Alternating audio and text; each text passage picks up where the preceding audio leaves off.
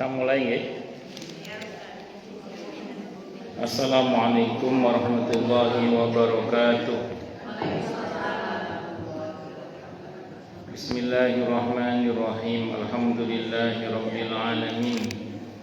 Wa bihi nasta'inu ala umurid dunya waddin. Wassalatu wassalamu ala asyrafil anbiya'i wal mursalin. Sayyidina wa habibina wa syafi'ina wa qurrati a'yunina wa maulana Muhammadin wa ala alihi wa ashabihi wa dhurriyyatihi ajma'in, amma ba'du. Ashhadu an la ilaha illallah wa ashhadu anna Muhammadar Rasulullah wa ufawwidu amri ilallah, innallaha basirun bil ibad.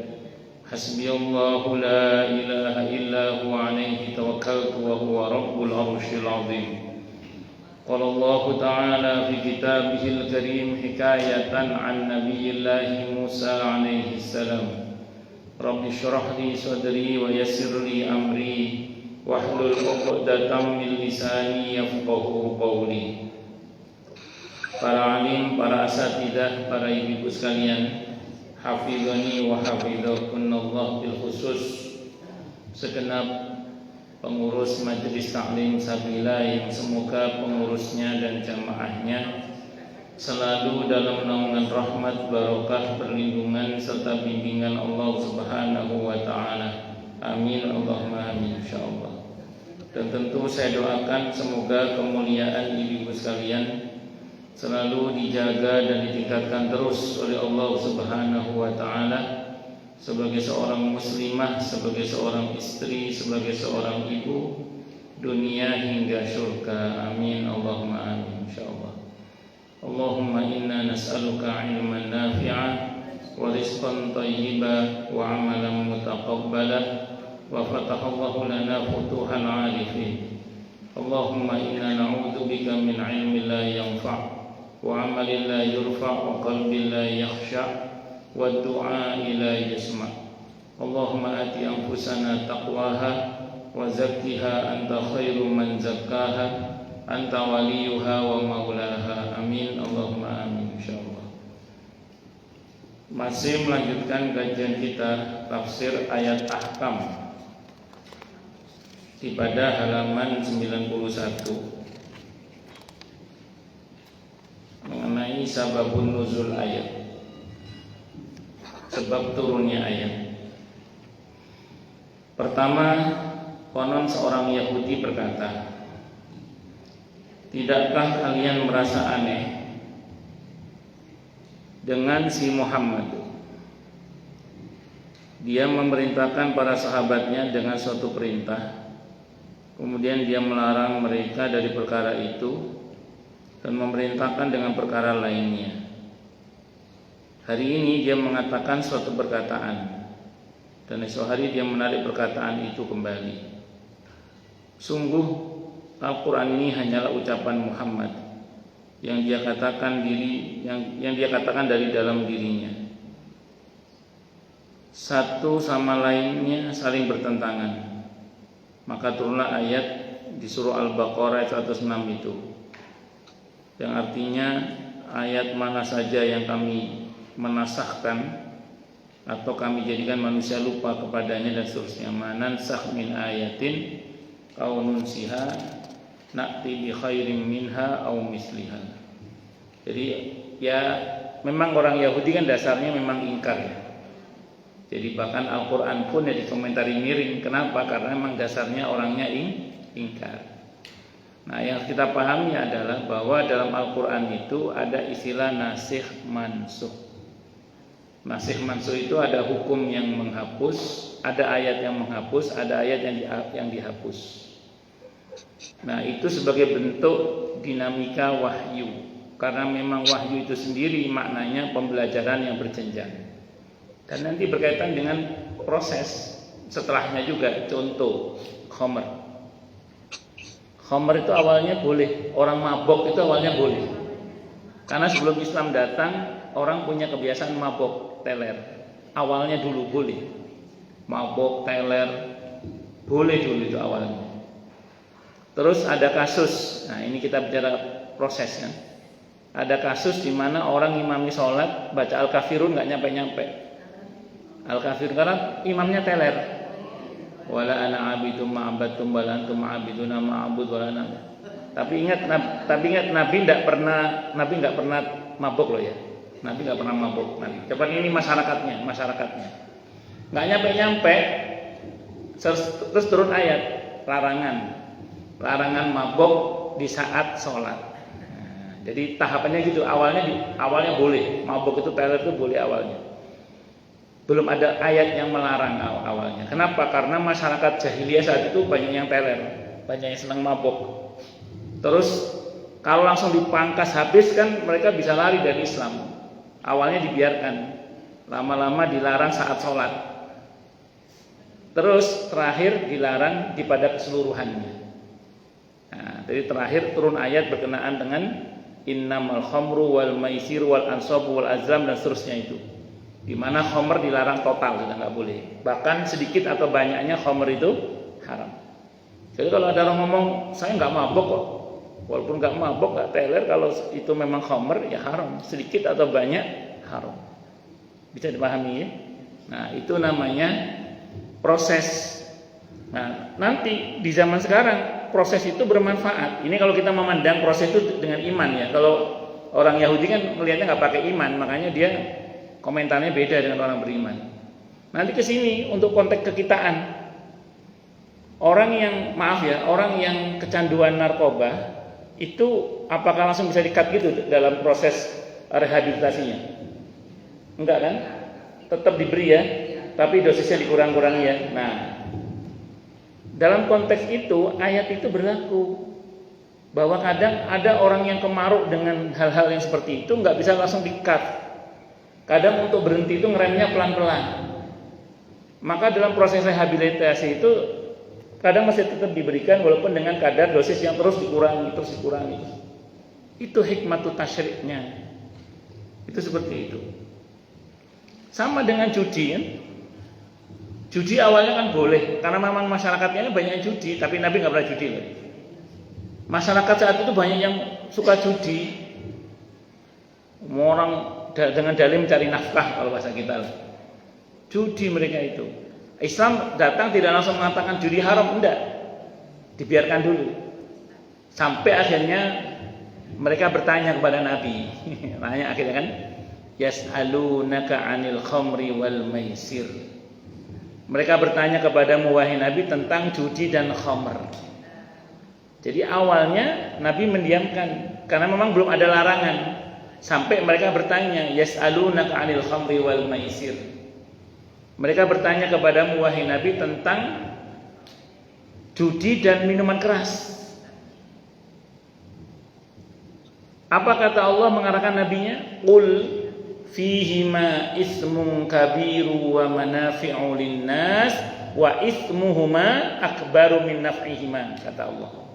Katakanlah wahai Nabi bahwa di dalam judi dan khamr itu ada dosa yang besar dan manfaat bagi manusia.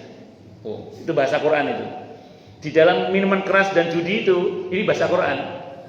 Ada dosa yang besar dan ada manfaat bagi manusia.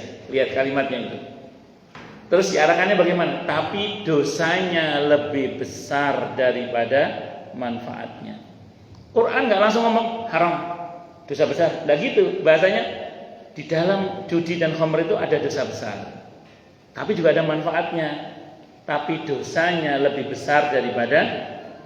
Artinya orang yang nanya itu diajak berpikir gitu loh. Kan sebagian orang kalau judi ngomongnya apa? Saya kan apa salahnya? Saya nyari duit kok untuk nafkah keluarga, nah, gitu. Saya usaha, nah, itu bahasanya kan. Kalau yang minum khamr mungkin mata, ya, untuk menghangatkan badan saya kok. Ini sebagai obat kok misalnya gitu. Jawaban Quran tadi, oke, di dalam judi memang ada manfaatnya. Judi itu ada manfaatnya. Itu bahasa Quran. Khamr juga ada manfaatnya, tapi apa lanjutannya? Dosanya lebih besar daripada manfaatnya. Dan dalam masalah judi dan khamr, dosa di situ Allah menggunakan kata ismun.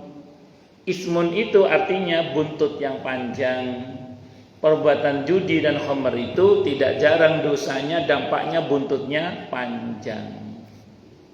Berapa banyak orang yang kena kasus judol, pinjol, benjol akhirnya. Itu seperti itu. Ya bermula dari ya tadi dengan dalih ya ada manfaatnya, kenapa dilarang? Bahasa Al-Qur'annya oke ada manfaatnya, tapi bahayanya yang lebih besar daripada manfaatnya. Nah, makanya di dalam Islam itu kalau ada sesuatu yang dikatakan ada manfaatnya, tapi kalau ada madharatnya ditimbang. Kalau tidak ada dalil yang tegas yang mengharamkan ya. Kalau tidak ada dalil yang tegas yang mengharamkan, kalau ada bahaya dan manfaat ditimbang. Kalau manfaatnya lebih besar daripada bahayanya boleh. Tapi kalau bahayanya lebih besar daripada manfaatnya tidak boleh. Itu kalau tidak ada dalil yang menegaskan akan boleh atau tidak bolehnya. Itu seperti itu. Nah, makanya satu hal yang penting kita pahami bersama adalah inilah yang disebut dengan nasikh mansukh. Yaitu ada hukum atau ayat yang menghapus, ada ayat atau hadis yang dihapus. Tapi diganti dengan ayat baru yang lebih baik, yang lebih mengarahkan dalam hal ini. Sebagai bentuk apa? Proses pembelajaran berjenjang namanya. Jadi enggak ujuk-ujuk mak jegagrik mak bedunduk tiba-tiba enggak. Tapi memang ada beberapa yang dalam Al-Qur'an itu langsung diharamkan langsung ada juga. Apa contohnya? Membunuh misalnya, kecuali dengan cara yang hak. Enggak ada prosesnya itu. Termasuk juga zina langsung haram. Ada penzina tidak begini, ya udah deh. Kalau biasanya berapa kali sehari misalnya itu. Ya besok aneh 3 hari sekali aja ya. Enggak gitu, enggak. Langsung haram. Langsung haram. Jadi ada hal-hal yang langsung sakot haram ada. Tapi beberapa proses. Contoh yang lain, kewajiban sholat. Dulu awalnya sholat itu sambil ngobrol boleh. Makanya kan ada hadis yang mengatakan, walaupun hadisnya ada yang mempersoalkan sahih atau tidaknya, tapi ini dipakai dasar oleh para ulama bahwa tawaf itu sama dengan sholat. Hanya saja tawaf boleh ngobrol. Dulu awalnya sholat itu boleh sambil ngobrol. Ibu nanti kalau baca dalam tarikh tasyrik itu nanti itu ada itu. Proses persyariatan sholat itu awalnya sholat itu 2-2 awalnya. Jadi enggak 3-4 itu enggak dulu. Dulu sholat 5 waktu itu 2-2 awalnya. Terus kemudian sesuai seperti yang sekarang kita jalani itu. Sholat 5 waktu itu. Terus kemudian monggo kok saran kali Pak Suhedi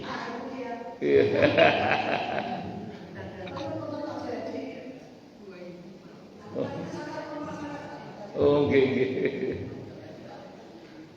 tenang Bu Suhedi nggih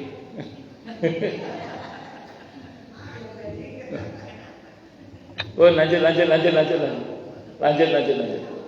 nggih boten apa masih kula lek boten tega nggih kula gonceng Bu. Sampai mana tadi Bu? Pas Suhedi. Oh, sholat. Ya awalnya 2-2 sholat itu sebelum yang 5 waktu sekarang sepertinya sekarang ini ya. Kemudian yang kedua sholat itu lu sebelum sambil ngobrol. Jadi kalau ada orang sholat jamaah datang terlambat, dari mana aja? Gitu dulu gitu. Dulu itu gitu awalnya itu. Terus dilarang ngobrol di dalam sholat dengan sesama. Sampai sekarang berlaku aturan itu. Itu proses namanya. Karena kan tidak bisa orang langsung di-cut itu saat itu mungkin tidak bisa. Maka berproses. Nah, jadi begitu namanya nasikh mansukh. Nah hukum sholat sambil ngobrol itu sudah dihapus. Yang berlaku nggak boleh ngobrol itu sudah dihapus dalam hal ini. Nah mungkin itu nanti konteksnya berkaitan dengan sebagian orang yang mungkin belum mengerti. Itu dimaklumi lah. Tapi selanjutnya jangan begitu. Pernah terjadi di masa Nabi? Pernah. Ada seorang yang bersin. Dia mengucap alhamdulillah. Terus ada anak kecil mengucap yarhamukallah. Selesai sholat Nabi bilang kepada yang mengucap yarhamukallah, "Cung, sholat itu tidak patut bicara kecuali kepada Allah. Tidak boleh ngomong kepada sesama. Karena yarhamukallah itu ngomong ke orang. Kalau alhamdulillah itu muji Allah, tidak ada masalah. Tapi Nabi tidak nyuruh orang itu ngulang, karena kan baru tahu. Nah, makanya ini proses namanya. Nah, kalau kita yang baru-baru tahu, kemarin, berarti kemarin saya salah ya, ilah makot salah. Ya lalu biarlah berlalu, ya kemudian kedepannya jangan begitu lagi, gitu aja. Itu proses namanya. Ngoten nggih. Nah, nanti termasuk nanti ziarah kubur, itu termasuk yang tadinya dilarang terus menjadi boleh, bahkan disunnahkan, dianjurkan. Bahkan Nabi mencontohkan. Itu seperti itu. Karena dulu kaum muslimin di awal-awal Islam akidahnya masih lemah, kalau ziarah kubur dikhawatirkan terjebak pada perbuatan syirik kembali. Tapi begitu mereka sudah mulai mengerti tauhid dengan baik dan benar, ziarah kubur tidak hanya boleh, malah diperintah oleh Nabi kita Muhammad sallallahu alaihi wasallam. Ini namanya dinamika hukum, termasuk kalau bahasa orang sekarang itu periodisasi ayat. Ada yang mengatakan istilahnya gitu, ada periodisasi ayat. Ya kalau dalam konteks kekitaan aja, ibu buka dalam hadis tentang zakatul fitri, itu pakai apa kalau zakatul fitri itu? Kurma, gandum, betul nih? Kurma, gandum. Pertanyaannya, apa semua orang makan kurma? Tidak. Apakah semua orang makan gandum? Tidak. Beberapa yang makan beras, beberapa yang makan jagung, sagu. Iya. Artinya apa? Oh, intinya makanan pokok satu negeri, dinamis hukum itu. Dinamis. Jadi tidak, bahkan di satu masyarakat yang fuqara masakinnya heterogen, tidak hanya satu jenis makanannya, bisa zakatul fitri dalam mazhab Hanafi menggunakan uang, boleh, tidak ada masalah. Jadi boleh mengeluarkan zakatul fitri dalam bentuk uang. Kalau memang fuqara masakinnya di situ makanan pokoknya berbeda-beda. Kalau di Indonesia relatif sama lah. Satu kampung kayak di Klender ini kan rata-rata makannya sama lah. Ya. Fuqara masakinnya rata-rata makannya sama. Tapi kalau di Amerika, di Eropa, dalam satu distrik itu fuqara masakinnya makannya bisa beda-beda. Tapi di kampung saya beda Ustaz, yang satu makan ongol-ongol, yang satu kosari ayam kan, tapi kan bukan makanan pokok itu. Itu seperti itu. Oh lanjut. Jadi itu dinamika hukum. Kedua, Imam Fakhruddin Ar-Razi rahimahullah meriwayatkan dari Ibnu Abbas radhiyallahu anhu, dia berkisah, sesungguhnya Abdullah bin Umayyah Al-Makhzumi pernah mendatangi Rasulullah sallallahu alaihi wasallam bersama sekelompok pemuka Quraisy. Mereka berkata, wahai Muhammad, demi Allah, kami tidak beriman kepadamu hingga engkau mampu mengeluarkan mata air bagi kami di bumi ini, atau engkau membuat kebun yang berisi pohon kurma dan anggur, atau engkau mempunyai sebuah rumah dari emas, atau engkau menaik ke langit. Tetapi kami sekali-kali tidak akan percaya kenaikanmu itu hingga kamu turunkan atas kami sebuah kitab dari Allah yang menyebutkan bahwa engkau adalah utusan Allah. Maka Allah menurunkan ayat ini, Al-Baqarah 8, yang artinya, apakah kamu menghendaki am turiduna an tas'alu rasulakum kama su'ila Musa min qabl? Apakah kalian hendak untuk meminta kepada rasul kamu seperti Bani Israil meminta kepada Musa pada zaman dahulu? Nabi itu beberapa kali ditantang begitu. Nabi mau jabanin sama Allah tidak boleh. Pernah Nabi itu ditantang untuk merubah Bukit Sofa menjadi emas. Nabi mau, sudah siap. Tapi begitu Nabi mau, oleh Allah dilarang. Tidak usah Muhammad, sama saja. Nabi-nabi sebelumnya itu karomaan mukjizatnya keren-keren, tapi dasar kafir aja. Sebelumnya kan sudah ada Nabi Isa alaihissalam yang menurunkan hidangan dari langit secara langsung.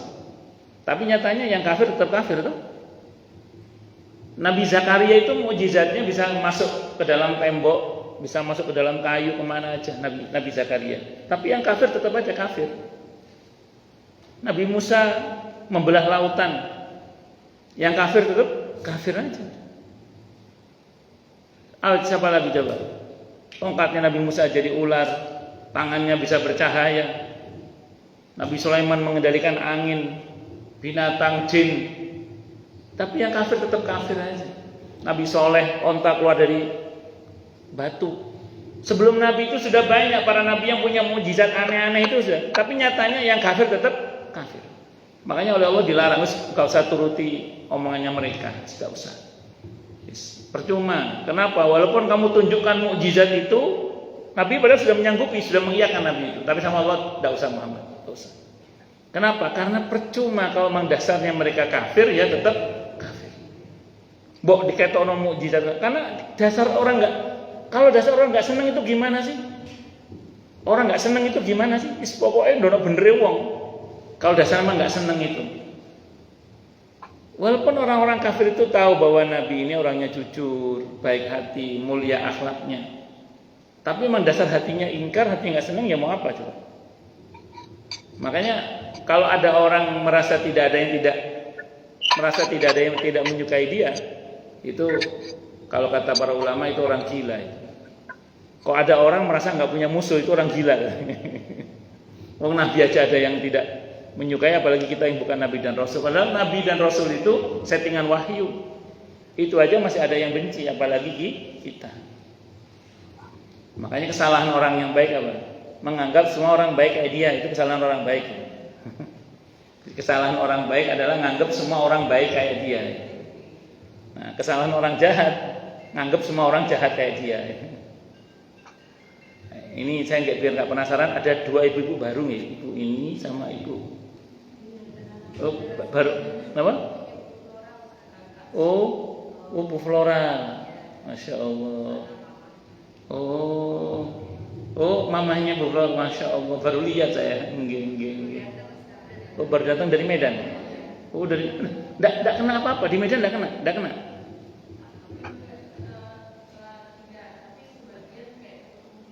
Iya, beliau datang ya. Alhamdulillah. Kita doakan juga saudara kita yang di Sumatera ya. Semoga Allah anugerahi kekuatan kesabaran yang berlipat-lipat, yang hilang yang rusak Allah ganti dengan yang lebih baik, yang meninggal dari kalangan kaum muslimin semoga mati syahid di jalan Allah Subhanahu wa taala. Amin Allahumma amin. Baik, kita teruskan lagi. Lanjut. Jadi turunnya ayat sababun nuzul surah Al-Baqarah 108 itu berkenaan dengan tantangan mereka yang mengatakan, ayo Muhammad bikin ini. Tapi oleh Allah, enggak usah. Dulu sudah pernah nabi-nabi sebelumnya itu ditantang begitu, nyatanya dasarnya memang kafir, tetap saja kafir. Sama aja. Yang ketiga diriwayatkan dari Mujahid bahwa ada seorang Quraisy meminta kepada Nabi Muhammad sallallahu alaihi wasallam agar membuat bukit Sofa itu menjadi emas. Maka beliau bersabda, iya, dia itu kelak menjadi meja hidangan bagi kaum Bani Israel andai kalian kufur akannya. Namun mereka enggan dan kembali pergi. Maka Allah menurunkan surah Al-Baqarah 108 tadi, am turidu an tas'alu rasulakum kama su'ila Musa min qabl, dan seterusnya itu. Jadi ini terus apakah Nabi enggak punya mukjizat? Banyak mukjizatnya Nabi itu. Nabi itu mukjizatnya banyak. Cuman saya ulang tadi, kalau dasarnya kafir, orang kepada beliau ya kafir aja. Nabi Musa membelah lautan alaihissalam. Nabi Muhammad sallallahu alaihi wasallam membelah bulan di surah Al-Qamar itu. Saya ulang ya, kalau Nabi Musa membelah lautan, Nabi Muhammad sallallahu alaihi wasallam membelah bulan. Nabi Musa pukul batu alaihissalam, keluar mata air. Nabi dari jarinya keluar air. Nabi dari jarinya keluar air. Allahu Akbar. Bahkan di antara mukjizat Nabi, sejak sebelum jadi Nabi itu, bulan itu tunjuk oleh Nabi, dia akan bergerak sesuai dengan tunjuknya Nabi. Bulan itu bulan itu akan bergerak sesuai dengan tunjuknya Nabi itu. Itu di antara ikhlasnya Nabi. Untung itu Muhammad Rasulullah. Kalau Muhammad Subhan mainan bulan terus.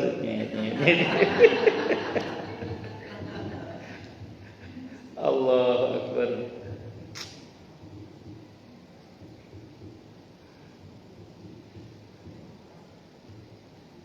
Itu ya di antaranya ya.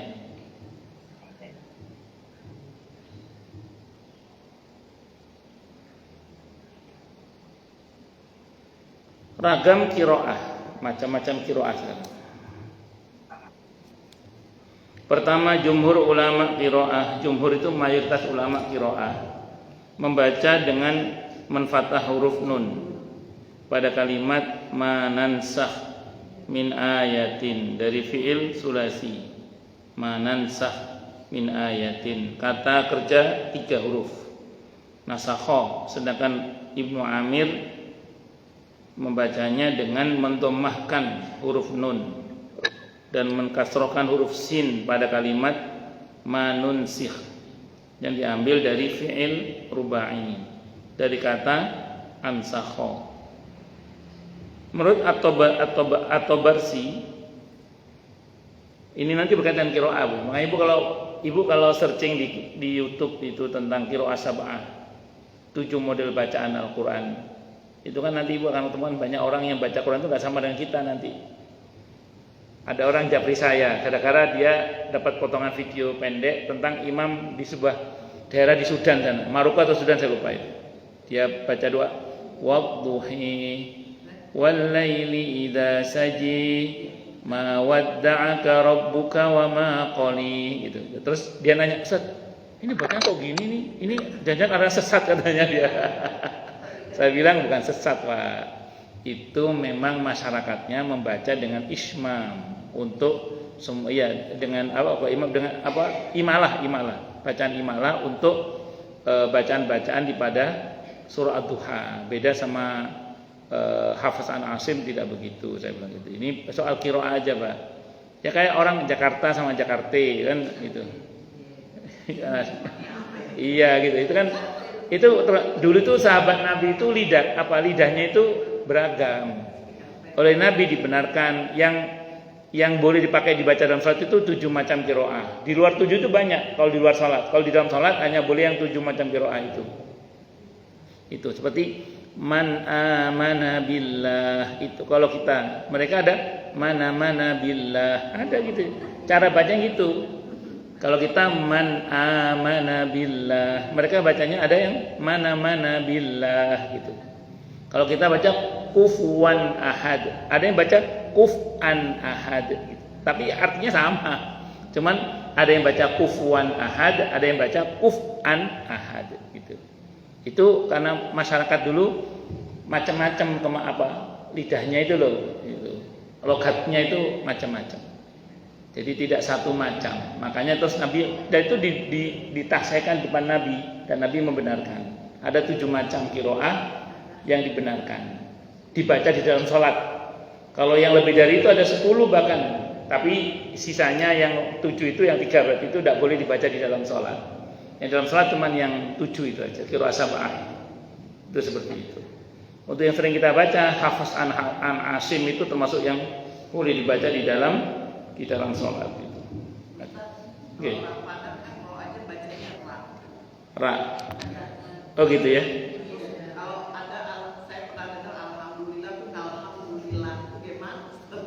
Gini, tetap harus belajar. Kalau enggak bisa ya enggak apa-apa. Pokoknya tetap harus belajar. Saya punya jamaah orang Sunda, maaf kan. Tapi bukan budidaya tapi ada di Kemang 3. Fakaifa. Bu, saya bilang fa. F. Bisa, Bu. Terus ayo, berapa bisa? F bisa. Fa bisa. Baca, Bu. Pakai pak lah ya. Ya. Enggak bisa. Ya, yang begini bagaimana? Kenapa? Ya, ini mau gimana? Ya udah, enggak bisa dipaksakan. Nah, iya enggak bisa dipaksakan. Ya sudah. Satu, yang kedua saya punya murid orang Madura. Biho. Al-ahya'i minhum wal amwat, al-ahya'i minhum wal amwat gitu. Betul itu. Tidak bisa ya. Ya tidak bisa saya paksakan. Memang sudah lidahnya kaku sudah. Itu seperti itu. Terus ketemu lagi sama orang mana itu, Jogja. Pensiunan angkatan laut, ngaji sama saya. Pensiunan deh ngaji. Idza jaa nasrullahi wal fath. Idza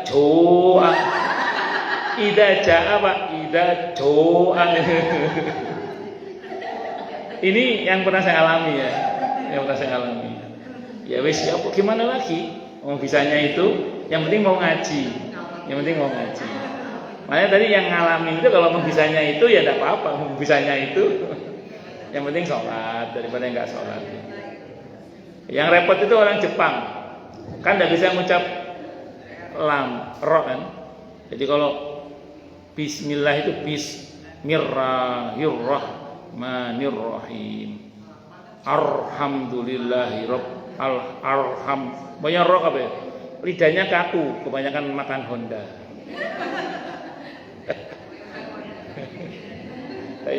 Daya orang Jepang kaku, lidahnya kebanyakan makan Honda. Kalau kita kan lemes, makan yang ngolong-ngolong. Makan yang ngolong.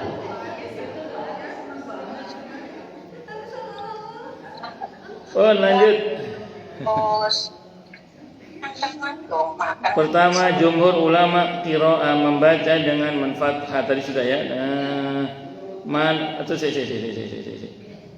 Sedangkan Ibnu Amir membacanya dengan mendhommakan huruf nun dan mengkasrohkan huruf sin pada kalimat manunsih yang diambil dari fi'il rubai dari kata ansakho. Menurut At-Tabarsi rahimahullah, bukanlah hal yang ganjil apabila wazan format af'ala dalam mengucapannya tetapi maknanya fa'ala. Misalnya kata bada'a memulai dan abda'a memulaikan. Halla min ihramihi menghalalkan keharamannya dan ahalla menghalalkan. Atau juga bahwa hamzah di awal fi'il itu memiliki fungsi sebagai nakal, pemindah status. Seperti halnya kata doroba, adrobtuhu. Yang sahih dari hal ini adalah pendapat yang pertama bahwa kata nasoha dan ansakha merupakan dua bahasa yang berbeda namun memiliki makna yang sama sekalipun lafadznya berbeda. Pendapat yang membacanya dengan menfathah huruf nun itu lebih jelas dan gamblang. Jadi walaupun beda bacaan tapi intinya sama. Itu beda bacaan itu biasanya lebih kepada karena ya tadi saya ulang beberapa kasus karena pelafatannya itu biasanya. Ya tadi Jakarta, Jakarte itu misalnya. Sana, sono, nah itu kan. Ya kemari, mari, nah, ada kemari, mari, ya, ada macam-macam. Kesini siniin, mariin, ya, kan ada yang begitu macam-macam. Tapi intinya sama gitu. Dari mana, ya itu ya. Kemana, ya. Allahu Akbar. Kedua, jumhur ulama pendapat mayoritas ulama qiraah membaca dengan mendhammah huruf nun. Yang pertama dan mengkasrah huruf sin pada kalimat nun siha. Yang mana ini diambil dari akar kata anisyan yang berarti lupa, lawan kata dari adzikr ingat. Berbeda dengan Ibnu Katsir dan Abu Amr, mereka membaca dengan menfathahkan huruf nun dan sin serta menetapkan hamzah pada kalimat nansa'aha yang diambil dari akar kata annasa yang berarti diakhirkan. Makna kata ini disarikan dari ungkapan Arab nasa'tul ibila anil haud ida akharatha aku akhirkan onta itu ke telaga jika dia berjalan dengan lamban. Juga berkata ansa Allahu ajalaka, semoga Allah mengakhirkan ajalmu. Nah, jadi kalau bahasa sederhananya menggunakan kata yang pelafatannya berbeda, secara makna ada sedikit perbedaan tapi substansinya masih sama. Nah, jadi kalau nun siha itu maknanya melupakannya, kami buat melupakannya. Kalau ini kami buat mengakhirkannya. Itu kalau kita dalam konteks nasih mansukh, ada beberapa ayat yang akhirnya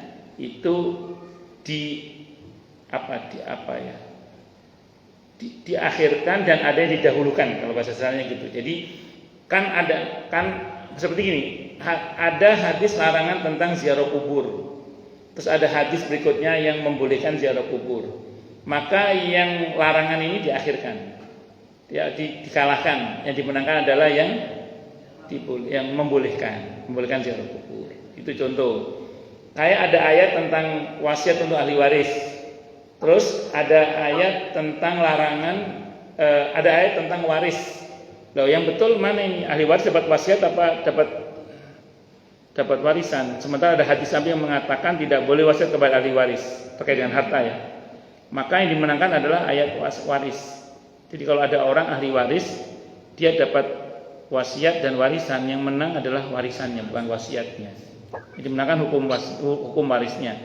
Sehingga ayat tentang wasiat untuk ahli waris ini diakhirkan, yang didahulukan adalah terus dalam konteks penggunaan, kenapa saya bilang sama tadi? Yang satu menggunakan istilah ini dilupakan dulu, maksudnya ditangguhkan dulu, diabaikan dulu, yang dilupakan, yang didahulukan yang ini. Di mana letak persamaannya? Yang satu menggunakan kata diakhirkan, yang satu menggunakan kata dilupakan atau dibuat lupa dan seterusnya tadi itu. Atau dalam tanda kutip disortir dulu lah kalau bahasa kita. Lihat ini saya bilang ada masa di mana ayat-ayat yang disortir itu tetap berlaku ketika konteksnya sama. Pertama, tentang wasiat tadi. Tentang wasiat. Kan tadi dikatakan wasiat untuk ahli waris ayatnya udah resesif ya. Ayatnya udah dieliminir lah, sudah dihapus hukumnya, bukan ayatnya, hukumnya dihapus. Atau tadi sudah dipinggirkan dulu, diakhirkan dulu lah, pinggirkan dulu. Tapi ada masa di mana ini berlaku kapan? Satu, ketika ahli waris tidak mendapatkan bagian waris. Contoh, di antara ibu-ibu ada yang punya anak laki-laki. Kalau ibu punya anak laki-laki, saya ulang, kalau ibu punya anak laki-laki, maka saudara kandung ibu nggak dapat bagian waris. Ibu kayak Bu Nani, Pak Purnama kan punya anak laki-laki Fatur. Nah, Fadlur Rahman ini menghalangi saudaranya Pak Pur untuk mendapatkan warisan. Nah, di antara saudaranya Pak Pur itu, saya doakan Pak Pur panjang umur yang barakah walafiat insyaallah benar juga. Nah, Pak Pur ini ada di antara adiknya yang beliau sayang banget misalnya. Karena adiknya ini tidak mampu misalnya gitu ya. Nah, sementara masih membiayai anak misalnya gitu. Terus Pak Pur buat wasiat, tolong nanti sebagian harta saya untuk adik saya yang itu ya. Boleh nggak? Boleh. Kenapa? Karena adiknya Pak Pur terhalang dari mendapatkan warisan. Satu dulu.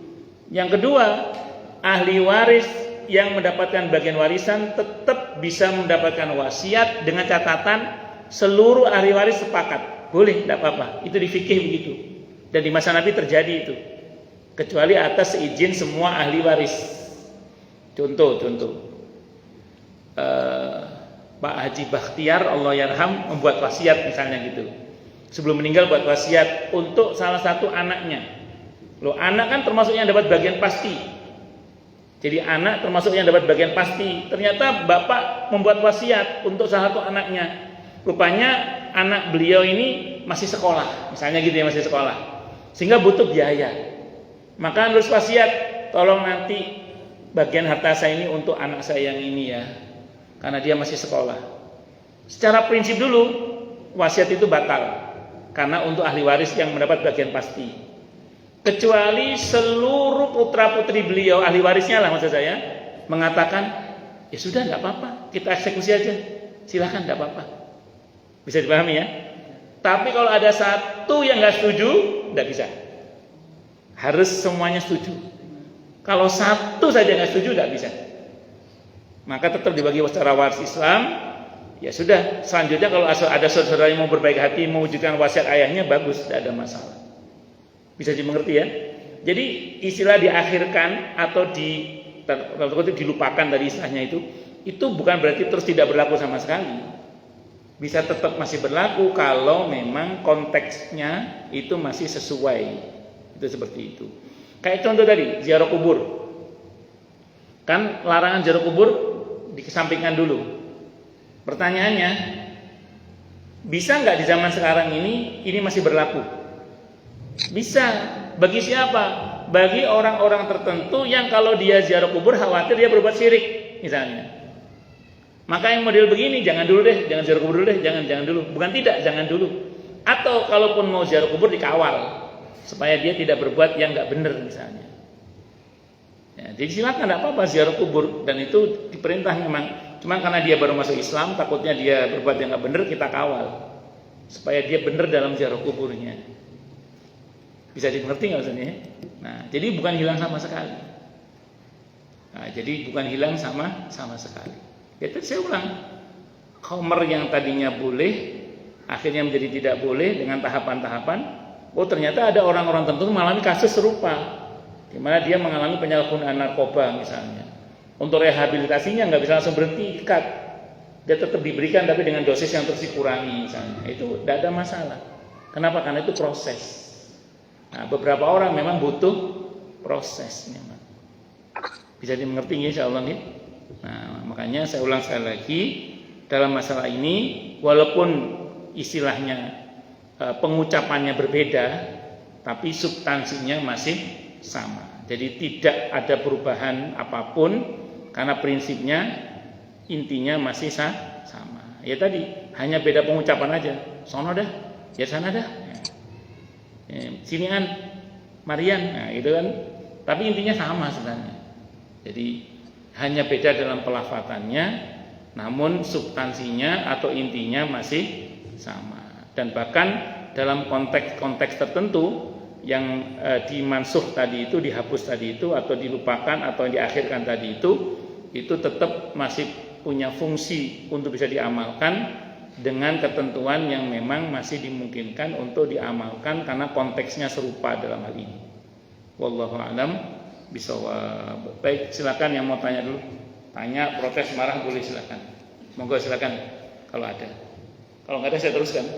Kalau nggak ada. Ada. Jelas semua atau tidak jelas semua? Jelas semua ya? Nggih, Bu Ratna. Monggo. Waalaikumsalam warahmatullahi wabarakatuh.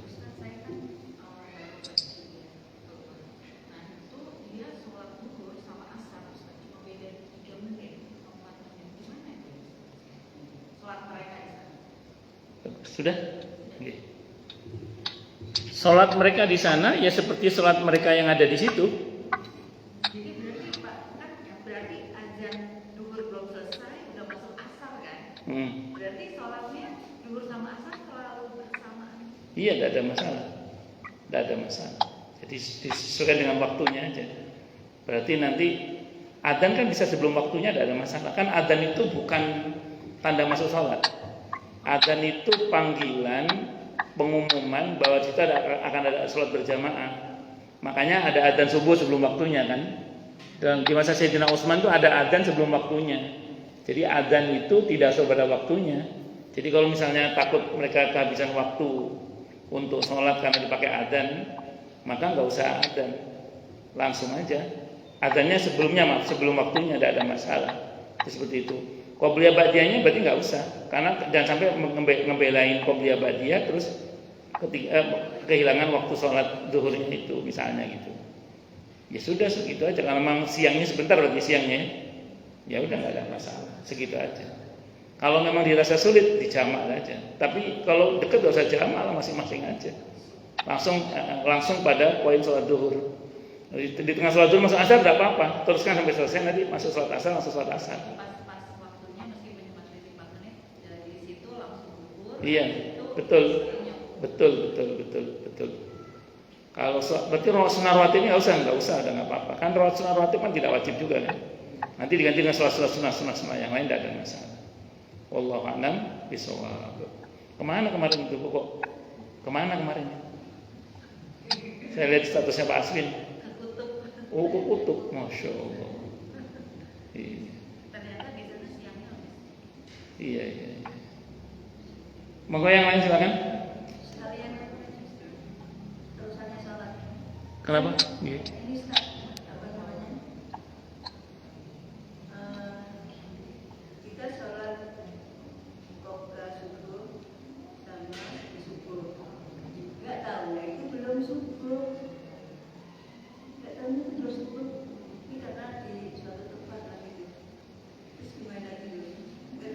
subuh tadi pas subuh pulang. Ya kita sholat subuh akhirnya dengar adzan kita sholat subuh. Jadi itu tadi.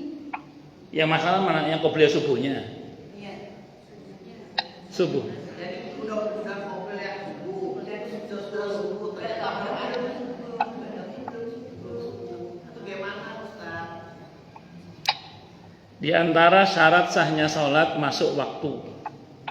Kalau belum masuk waktu berarti belum sah sholat yang dimaksud. Makanya kalau ibu terbukti sholatnya tadi belum masuk waktunya, berarti sholatnya tadi tidak sah. Kalau tidak sah wajib diulang pada waktunya. Wallahu a'lam bishawab. Ngoten nggih? Monggo Bu Flora. Nggih.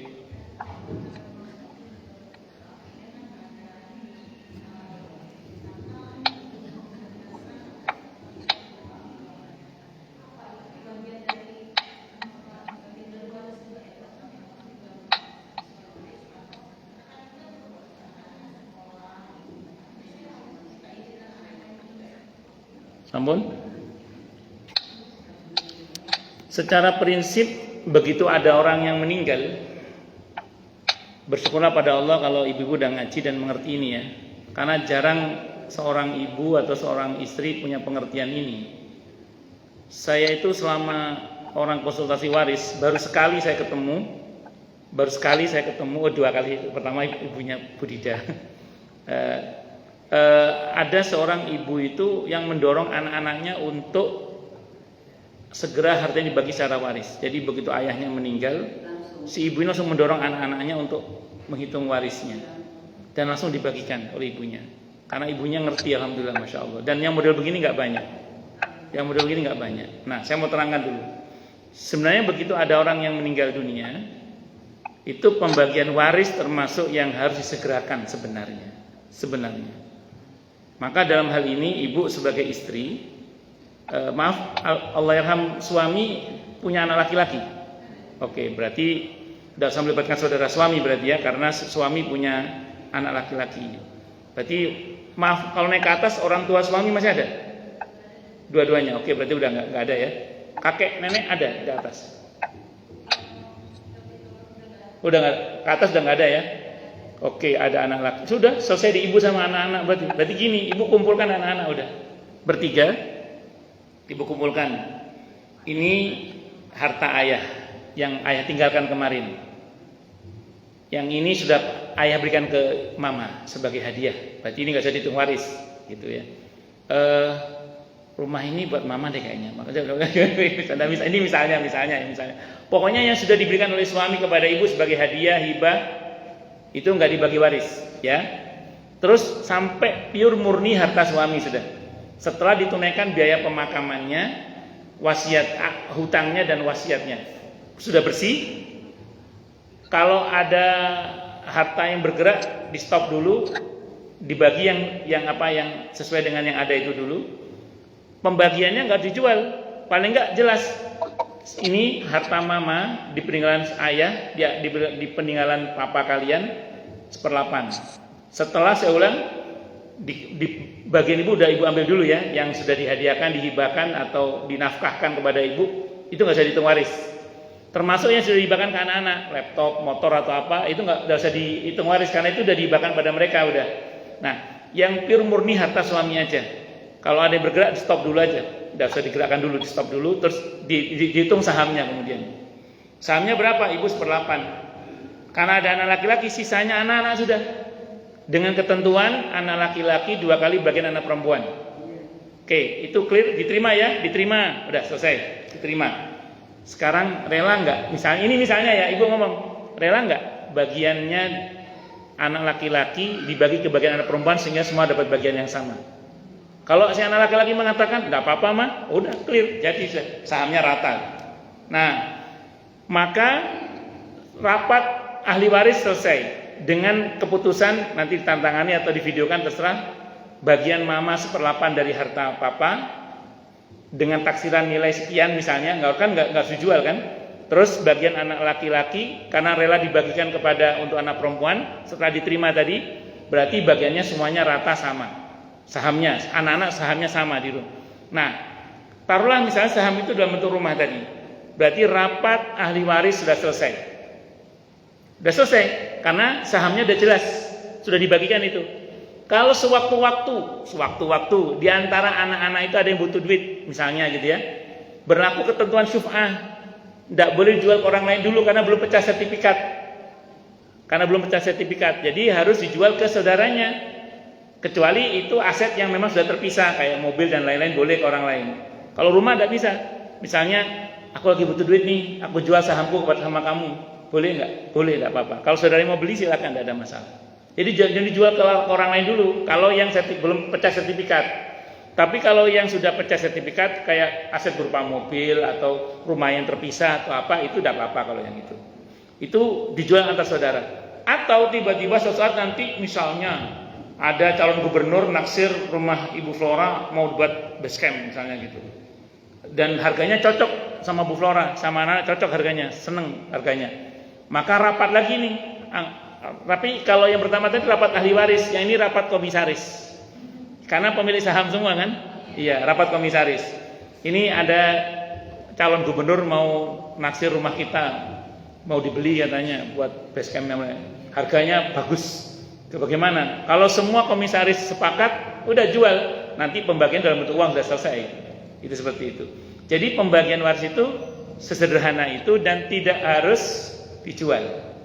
Nah, kalau mau dijual silahkan, tapi nanti jualnya nggak boleh ke orang lain, ke sesamanya dulu. Itu seperti itu.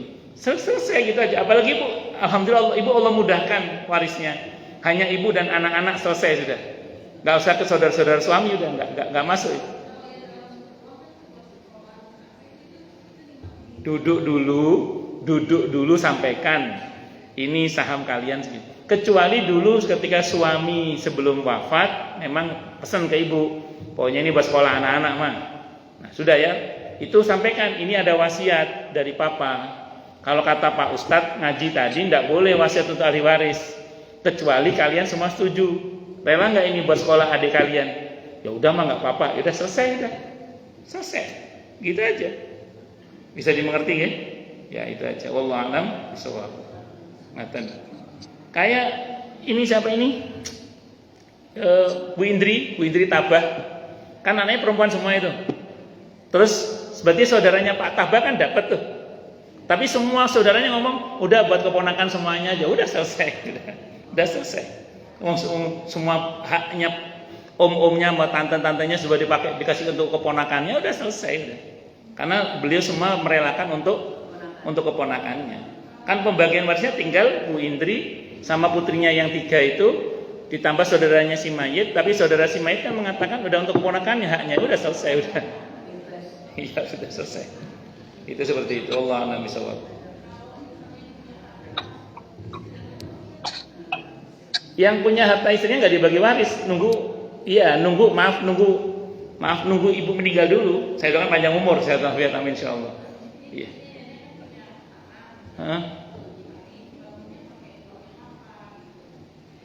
Tapi tanah itu milik siapa?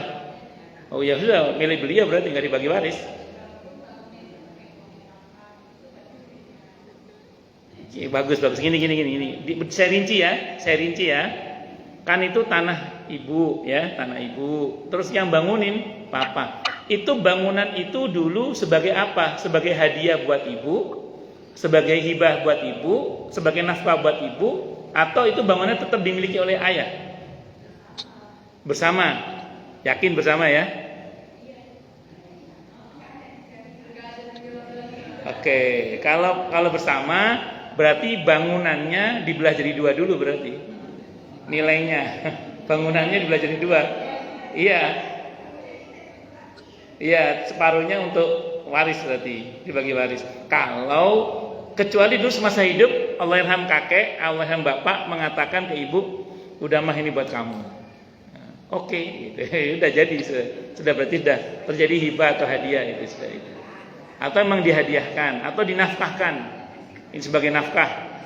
Ini tempat tinggal buat kamu, nafkah saya dari saya untuk kamu.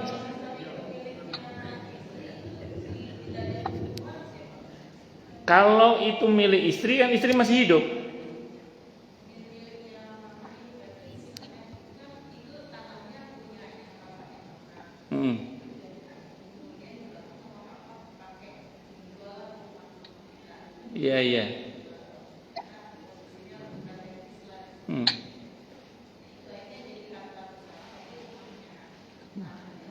Ya, saya ulang, tanahnya nggak bisa diotak-atik, tanahnya tetap milik beliau, nggak dibagi waris.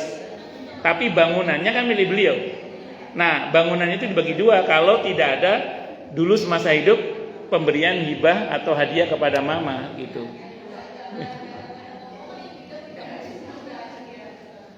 Ya, berarti dibelah jadi dua. Kecuali memang dulu semasa hidup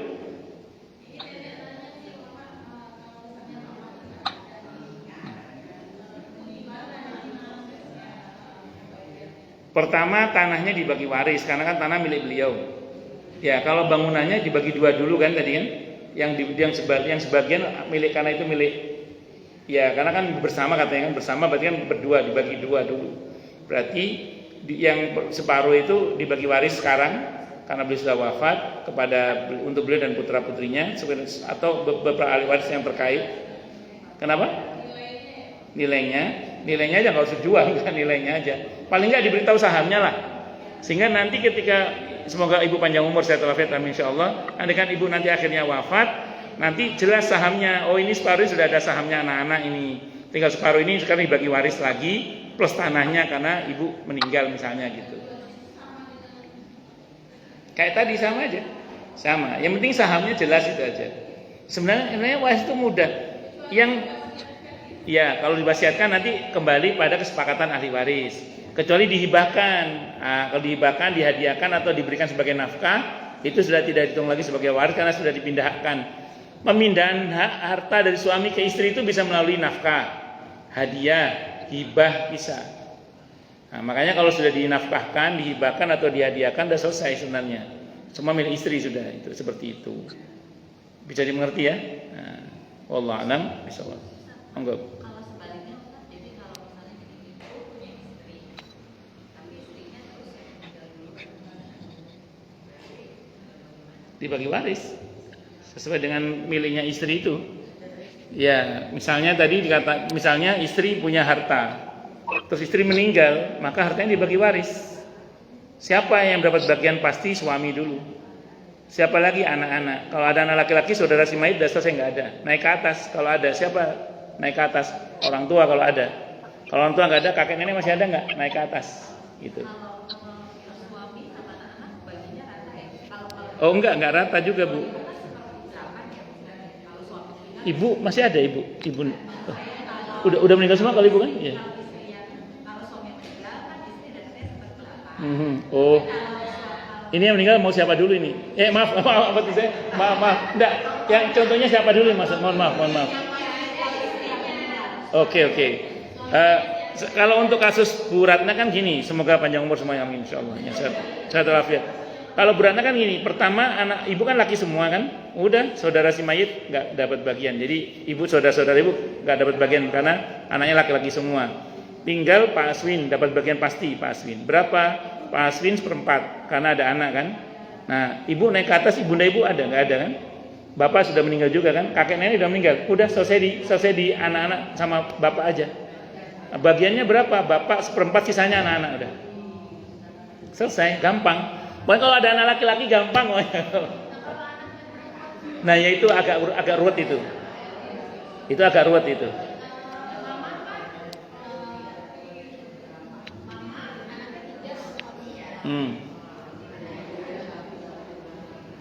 Baik.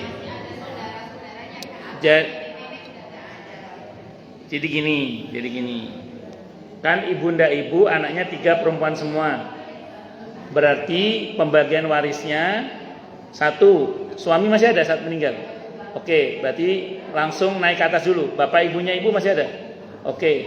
Terus ke bawah anak-anak ada. Perempuan tadi ya. Apa itu 2/3 berarti. Perempuan 3 2/3. 2/3. Oke, sekarang saudaranya si mayit ada nggak? Saudara si mayit. Nah, laki perempuan. Laki 1. Oke, sudah berarti ada laki 1 ya. Berarti sisanya habis untuk saudara.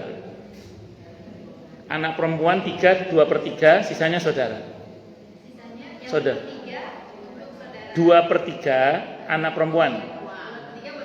Bertiga itu. Terus sisanya untuk saudara. Saudara, iya, dibagi saudara laki-laki 2 kali saudari perempuan. Ya, selesai di situ. Saya ulang, yang dibagi cuman yang betul-betul harta beliau ya. Yang sudah dipindahkan dalam bentuk hadiah, hibah atau nafkah udah nggak bisa dibagi waris. Kan mungkin dulu ayahnya atau ibunya pernah ngasih laptop, motor, mobil, itu nggak dihitung waris itu. Kalau sudah dipindahkan ya. Wallahu a'lam. Makanya kalau punya anak perempuan semua, ya pandai-pandailah ngasih ke anak perempuannya. Karena kalau tidak nanti diambil oleh saudara kandungnya. Nggih, sami-sami. Saya ulang ya, pembagian waris itu gampang sebenarnya. Yang susah itu kalau ada yang serakah. Itu aja sih sebenarnya. Kalau nggak ada yang serakah sih gampang sebenarnya ya. Wallahu a'lam bishawab. Ya, monggo. Ya, kalau dalam Islam ada rumus begini. Ini rumus dalam Islam. Seorang muslim tidak mewariskan hartanya ke non-muslim. Nah, non-muslim juga tidak bisa mewariskan hartanya ke orang Islam. Jadi kayak Bu Nani misalnya, beliau tidak berhak mendapatkan warisan dari orang tua beliau karena beliau sudah masuk Islam. Sebaliknya nanti orang tua beliau juga tidak berhak mendapat warisan dari beliau. Nah, namun bisa minta sebagai hadiah, bisa minta sebagai hibah, bisa minta sebagai misalnya mau minta tapi. Jadi kalau misalnya saudara-saudara muslimnya kasihan sama yang saudaranya yang non muslim itu mau kasih aja tapi bukan warisan, tapi sebagai hadiah atau sebagai hibah atau apapun namanya. Ya, tapi tidak sebagai waris.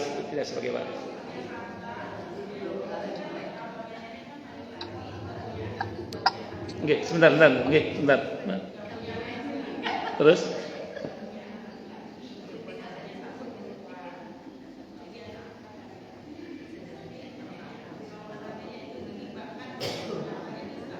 kalau dihibahkan bisa, ya. Dihibahkan, oh ya bisa. Kalau hibah bukan cuma omongan, harus ada penerimaan juga.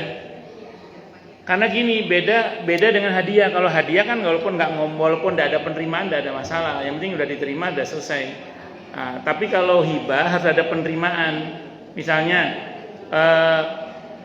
Pak Purnama ngomong sama Bu Nani, sayang gitu, ini buat kamu sebagai hibah. Bu Nani wajib bilang oke sayang gitu, udah selesai itu langsung. Tapi kalau Bu Nani nggak ngomong iya, berarti hibahnya nggak sah. Nah, kalau baru ini saya terangkan soal hukum hibah ya. Ini dengarkan, ini penting hibah. Kalau suami ngomong ke istri, misalnya tadi Pak Pur ngomong ke Bu Nani, sayang, ini buat kamu ya, gitu ya, saham. Ya, langsung Bu Nani, oke, ada. Berarti hibah sudah sah.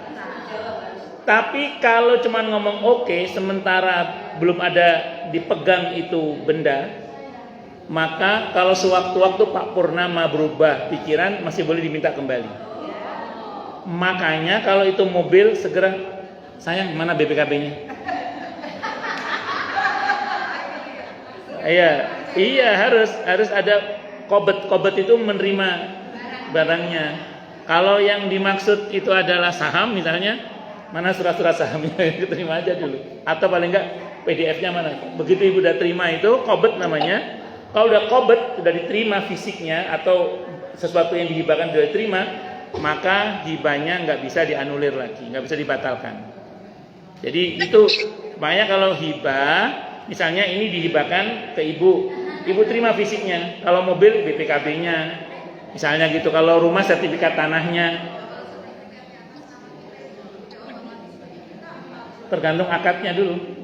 Kan kadang cuma pinjam nama doang kan? Kan ada yang cuma pinjam nama doang kan? Iya. Makanya tergantung akadnya nanya. Karena hibah itu harus jelas kalau hibah. Kalau hibah itu harus ada ijab, ada qabul, ada qobet. Ijab gini, kalau hibah itu harus ada ijab, ada qabul, ada qobet. Ijab qabul sudah sah. Tapi kalau tidak ada qobet, belum dipegang itu hibahnya, sewaktu-waktu yang menghibah boleh membatalkan hibahnya. Tapi kalau sudah dikobet, sudah dipegang fisiknya atau sesuatu yang dihibahkan itu, maka hibahnya nggak bisa dibatalkan lagi. Makanya kalau itu yang dihibahkan berupa mobil, langsung tanya mana BPKB-nya. Nah, kalau yang dihibahkan itu adalah tanah, mana sertifikatnya.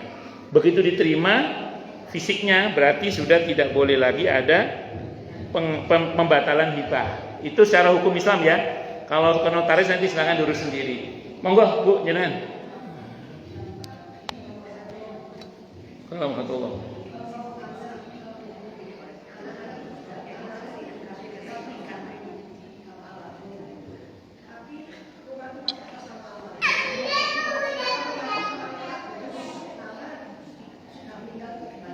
Tidak apa-apa. Tidak apa-apa. Jadi hibahnya tetap sah karena sudah diserahkan kan. Hanya belum balik nama gitu aja kan.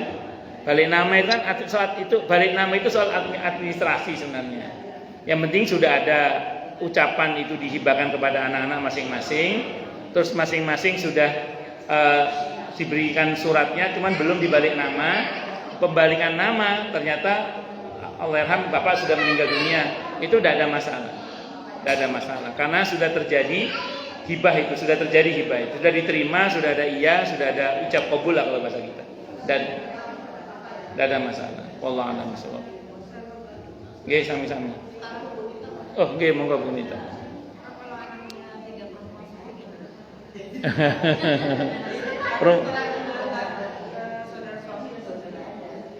Bagus. Masya Allah. Oh, saling sini.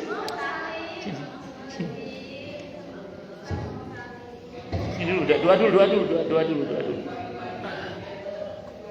U'iduka bi kalimatillahi tammah min kulli syaitanin wa hamah wa min kulli ainin lamah. Ya Hafiz Allah ya Fattah. Fatallahu alaika futuhal arifin. Allahumma ati nafsaha taqwaha wa zakkiha wa khairu man zakkanta wal yawmal akhir. Barakallahu fiik. Masyaallah. Terbang. Masyaallah. Jadi untuk kasus Bu Nita, anak perempuan 3. Pertanyaannya gini, naik ke atas dulu, orang tua suami masih ada? Oke, sudah nggak ada. Terus ke samping, saudara ada? Nggak ada semua ya? Terus istri ada? Oke. Iya. Terus anak ada perempuan 3 ya? Ngitungnya gini Bu, ngitungnya. Ibu 1/8. Oke, anak 3, 2/3 berarti kan? Sisanya kemana? Ada keponakan suami dari saudara laki-laki, keponakan laki-laki dan saudara laki-laki. Nggak ada juga. Keponakan laki-laki dan saudara laki-laki nggak ada juga. Nggak ada, betul-betul nggak ada ya. Ya udah, rot berarti ada kelebihannya di rot itu dikembalikan. Iya, saudara kandung laki-laki yang punya anak laki-laki ada. Ya. Karena termasuk ahli waris adalah keponakan laki-laki dari saudara laki-laki. Ahli waris. Saudara tiri beda, saudara tiri nggak termasuk. Beda, saudara tiri beda, saudara tiri. Kalau saudara seayah, saudara seibu masuk nanti. Ada saudara seayah, ada saudara seibu. Enggak. Ya udah, berarti kan ada kelebihan aset tuh. Kelebihannya dikembalikan lagi ke ashabul furud. Itu namanya rot. Kalau dalam ilmu waris namanya rot. Rot itu ada kelebihan sementara nggak ada ahli waris lain, maka dikembalikan lagi kepada siapa? Dikembalikan kepada istri dan anak-anaknya lagi sampai habis sudah. Sampai habis. Wallahu a'lam bishawab. Itu namanya berlaku rot juga. Wallahu a'lam bishawab. Itu namanya rot namanya. Rot itu ada kelebihan harta yang ahli warisnya nggak ada, maka itu dikembalikan lagi kepada ashabul furud. Ashabul furud siapa? Istri dan anak-anak tadi. Wallahu a'lam bishawab. Cukup ya? Baik, kita tutup dengan hamdalah. Alhamdulillahirabbil alamin.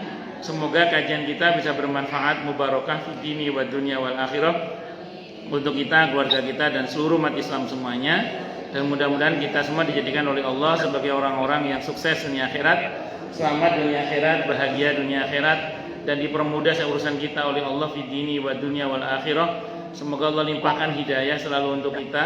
Semoga Allah tingkatkan selalu hidayah untuk kita, dan semoga Allah berikan hidayah untuk siapapun yang melihat kita. Subhanakallahumma bihamdika asyhadu an la ilaha illa anta astaghfiruka wa atubu ilaik. Sallallahu alaihi Muhammad wa ala alihi wasallam. Saya mohon maaf. Wassalamualaikum warahmatullahi wabarakatuh. Waalaikumsalam warahmatullahi wabarakatuh. Terima kasih Ustaz. Terima kasih Pak Nabi. Sami-sami. Terima kasih Ibu.